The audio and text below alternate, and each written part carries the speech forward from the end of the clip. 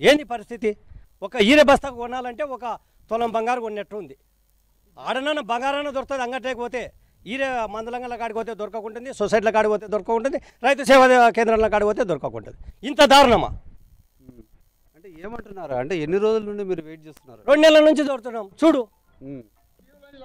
2 నెలల నుంచి దొరికితే ఆడ స్లిప్ తప్ప వేరేది ఏం రాలేదు.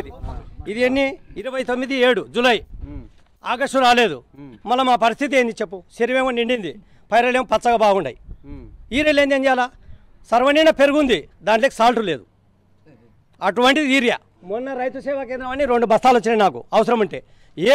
ఏ మూలకు చల్లాలి చెప్పు?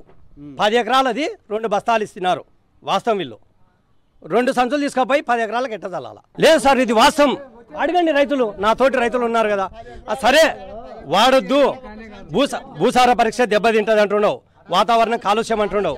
ఈరే లేకుండా ఆయన వండిస్తాడేమో అడగమను. ఆయన కూడా 2 ఎకరాల భూస్వామి ఈరోజు కోట్లకు పడిగెత్తినాడు చంద్రబాబు నాయుడు. నేను టీడీపీ. నేను చెప్తున్నా సార్, చాలా దారుణం ఉంది సార్ ఈరియా.